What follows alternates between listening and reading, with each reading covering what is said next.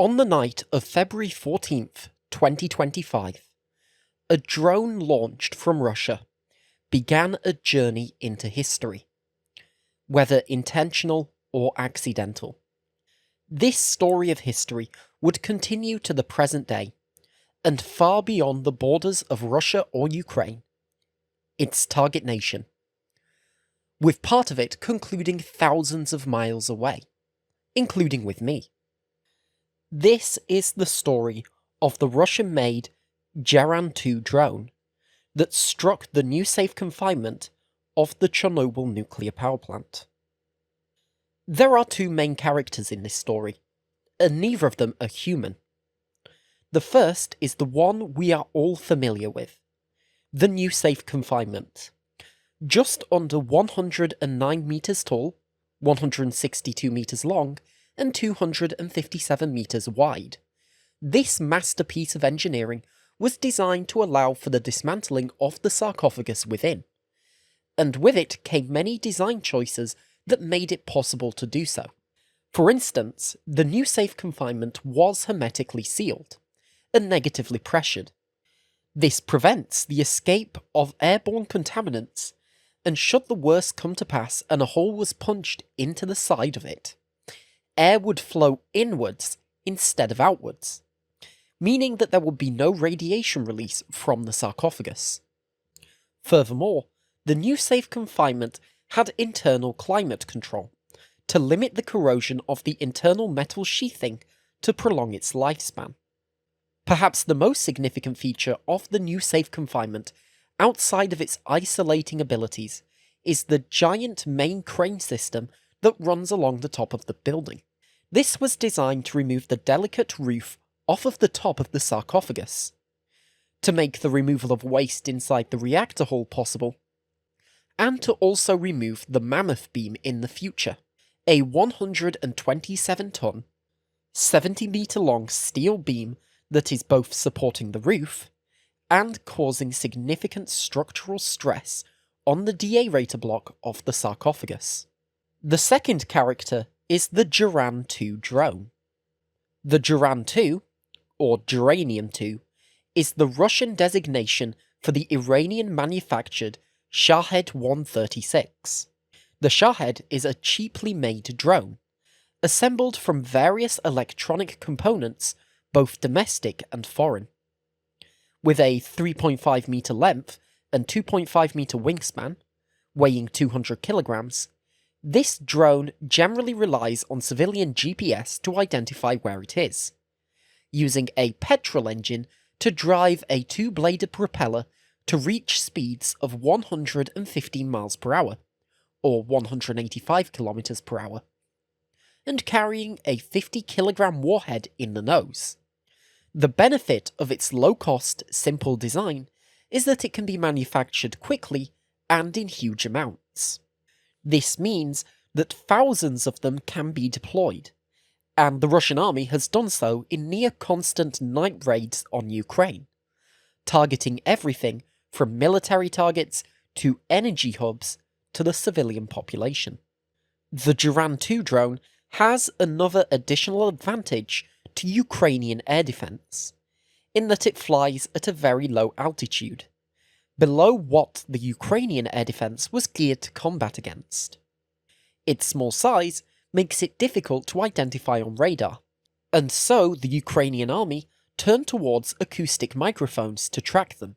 There are several major disadvantages to the Geran-2 as well, and the most significant for today is how often they fly off course, a result of using civilian GPS to identify its location and 4G SIM cards to act as the go-between. Drones have flown as far off course as Poland, Romania, and even Kazakhstan, and with the same drones often being sighted flying over the Chernobyl nuclear power plant during raids, perhaps a comparable accident was almost inevitable. Around midnight on the 14th of February 2025, on the eve of a peace summit in Munich, Russia launched another series of its nightly raids on Ukraine. 133 drones were launched. Ukrainian air defences were at work, shooting down 73 of them before they could reach their targets. A further 58 were downed by electronic interference. At 1:59 AM local time, however, one of these drones would reach a target long before the opportunity to shoot it down had arisen. Witnesses on duty that night described the sensors indicating a magnitude 6 to 7 earthquake had just occurred on site, but accompanied with a loud bang. It was quickly apparent that that was not an earthquake. From the cameras monitoring the site and witnesses outside, it became clear that the cause of the bang and the shaking was a huge explosion some 87 meters up from the ground. A Geran-2 drone had impacted the new Safe Confinement. The Geran-2 first penetrated the outer metal sheath around the new Safe Confinement, and then detonated. The explosion tore through the central layers of insulating material and punched out through the inner metal sheathing. The fireball continued into the north maintenance garage area of the crane system, which housed several important electrical cabinets associated not only with the crane, but other systems vital to the new Safe Confinement. The climate control stopped instantly, as did air conditioning and the systems that created the negative pressure. Fortunately, that already negative pressure did its job, and no radioactive material was sucked out in the explosion. The flammable insulation ignited. Chernobyl was on fire once more. The state emergency services of Ukraine, as well as the firefighters from the nuclear power plant and personnel on site themselves, took to fighting the blaze, covering an area of 40 square meters. Due to the primarily steel component of the new Safe Confinement, extinguishing the initial blaze was easy, and by 8:40 AM, as the sun rose on the site, only small amounts of smoke were seen coming out of the hole, and this was the real problem. The insulating layer was flammable, and they had no way to access it. By February 15th, the number of vehicles on site had grown to 20, with 84 firefighters involved. Fire hoses were still being used to spray water over the impact hole, and some firefighters were in fact climbing up to the top of the new Safe Confinement and using a tether to winch their way down to the hole to direct more solutions into the space where the insulation was burning. However, by this point, the fire had spread far away from the impact point and throughout the internal layers. The next day, the decision was made to start opening up the new Safe Confinement. Thermal measurements of the new Safe Confinement were taken, and initially 2 main hotspots where the insulation was smouldering were identified. The outer cladding was removed, and fire suppression materials were injected into the space. Thermal imaging continued using drones, and more hotspots were found. Every time, they would have to open up the outer shell of the new Safe Confinement and flood the area with fire suppression materials to stop the smouldering. On the 21st of February, there was a pause in firefighting efforts. However, by the 24th, they were opening up more holes again. On the 25th, they moved away from cutting more holes into the wall and instead using working lines along the cladding to continue extinguishing the flames. By March 7th, all fires had been extinguished, and monitoring for any new smouldering patches continued. And finally, on March 27th, 41 days after the drone struck the new Safe Confinement, the situation was declared over. By the time the initial fires were extinguished on the 15th, assessments of the damage could begin. And it was indeed terrible, not just from the drone itself, but from the efforts to put out the fire. The 6-meter wide hole in the shield and the damage to the crane system were able to be inspected the day after, but more than 150 other holes were cut into the side of the new Safe Confinement by the firefighters. The water that they sprayed into the new Safe Confinement, as well, is of significant concern, as there is no obvious way to get the water completely out. Combined with the fact that some of the water is undergoing periods of freezing and thawing as the seasons change, concerns about the effect of this new weight and the expansion of the ice that had never been foreseen were now being investigated. And if this introduced load would in fact exceed the total load capacity of the new safe confinement. The sealing membranes between the ground concrete support structure and the arch contours and components of the new safe confinement were broken in several places, on top of the hole in the side, and there was damage to other buildings on the site. A window on the emergency diesel generator and another one on the interim spent fuel storage facility were shattered.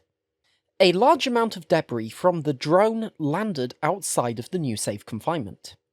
International and Ukrainian specialists were invited to observe it, and they concluded it was indeed a Geran-2 drone that struck the side of the new safe confinement. Much of this was collected and stored for evidence, but not all of it, as you will soon see. The damage to the new safe confinement will take years to repair, even after the water is removed from inside the insulation space. The holes in the outer and inner lining need to be repaired. The crane system needs to be repaired as well, and tested, and the climate control urgently needs to be restarted, which is impossible with the hole in the side of it, and the broken membrane. So, where do you go from there? Well, to repair everything, the estimated cost is approximately €500 million. But this is not an immediate requirement. It is estimated that the new safe confinement can theoretically wait until 2030, after which the structural integrity of the new safe confinement will be compromised to the point it will no longer meet the 100-year lifespan it was intended to have. This money has already been pledged, and temporary works to protect the new safe confinement are already underway. With the hole now covered, but with the war in Ukraine waging on, the logistical challenges are simply too great to make repair work feasible in the short term. Not to mention how much needs to be done, especially involving the crane system, and these temporary repairs do not offer the same protection of the hermetically sealed design, so they are not permanent solutions. But this is not the end of the story. You see, while much of the Geran-2 drone was removed for documentation and evidence keeping, many smaller fragments were instead collected by another organisation, the Chernobyl Shop. The Chernobyl Shop is in fact owned by Sergei Mirny, who, if you haven't heard of, you will certainly have heard of some of the things he's responsible for. Chernobyl Tour, the largest tour company that once led excursions into the exclusion zone, and the myth that Russian soldiers developed radiation poisoning by digging trenches in the exclusion zone. And so, a few months after the drone strike, fragments of the Geran-2 began to appear on the Chernobyl Shop, among other products such as fragments of the leaded glass that was installed in laboratories, checkpoints and vehicles, scraps of the barbed wire that once divided up the exclusion zone, and even paper cups that survived the initial invasion by Russia. So, I bought a fragment. As you can see, there's a fragment of fiberglass, from what I can only assume is the wingtip, and some piece of an electronic from inside the Geran. All in all, a very cool and important piece of history. But there's a different question for now. Is it right that I should have this piece of history? Shouldn't it belong in a museum? Well, as it turns out, it once did. The Chernobyl Shop operates from the ground floor of the Chernobyl Museum. So these items were once there, and these fragments of the drone mark the sort of transition that the Chernobyl Shop is undergoing, away from offering books, for example, and towards offering what can only be described as memorabilia. Is it right that there has been a transition to the commercialization of the Chernobyl exclusion zone?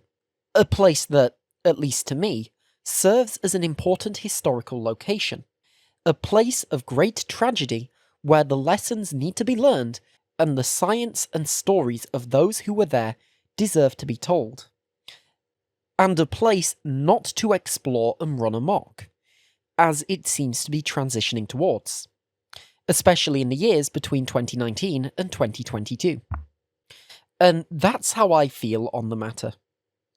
The war in Ukraine will end one day, be that in 6 days, 6 months, or 6 years. The exclusion zone remains littered with landmines and barbed wire and so much more since the occupation. It's likely that the exclusion zone will reopen one day, but it will be a very different place to before the war. And I hope that the exclusion zone will be less of the disaster tourism capital of the world, like it once was, and instead a place to learn and to reflect.